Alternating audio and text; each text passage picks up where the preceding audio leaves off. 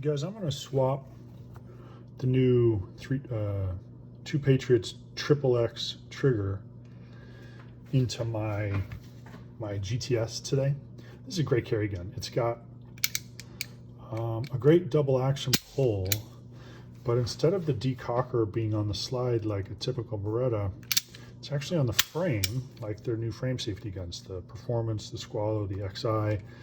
So for me, who I kind of run a thumbs up, I don't have to worry about thumb bite from the decocker, but you get all the benefits of being able to carry a decocked pistol with, you know, a 6 or 7 pound pull. So really like this platform. Kind of a cool gun. Check it out. Anyway, I've already taken the right side off. You don't have to take the left side off to do this, but we'll take the slide stop off by rotating up and kind of working it out. We're going to take the trigger bar spring out.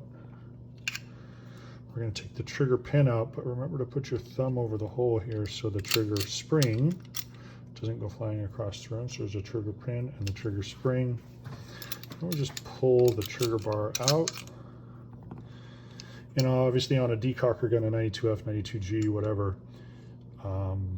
this isn't in the way and the trigger bar just lifts right up. But for these frame safety or frame decocker guns, I'll show you something we did. We took and we chamfered this hole right here. Don't know if you can see that. So that when you're reassembling the trigger bar, it kind of just slides right in there. Instead of binding on these frame safety guns, it slides right in. So kind of made it a lot easier. You don't have to disassemble everything. So reassembly is the reverse. We're going to put the trigger in, and on this one we actually have the option installed here for, if you can see that nub, for a set screw to limit the over travel after you pull the trigger, and we set it to about 1 millimeter proud, and that takes up 1 millimeter of over travel on this trigger. So that's an option for you guys if you want to order it with that over travel screw in there. So we just put the trigger back in and take the trigger pin, and I like to do that one first. I take the trigger bar, and this is what I'm talking about, like right here. That guy just drops right in instead of fighting with it. Take my trigger bar spring, put that guy back in place, and then what I do is I push the trigger pin out, and you can see it in there kind of moving back and forth, right?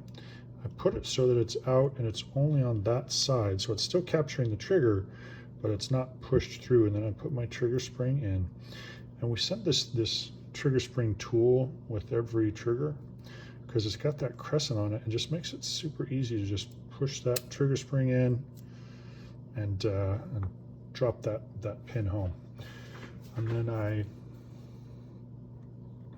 take my slide stop, get the little dog leg in the hole there. And this one's critical because that dog leg on that spring captures the trigger pin and keeps the trigger pin from walking out this way, which is important, obviously. Reassemble the slide. And that's it. So now we have a full double action trigger, or we have single action trigger where we've limited the over travel on the trigger pull, and then the reset obviously is excellent, as is most Berettas. There you go.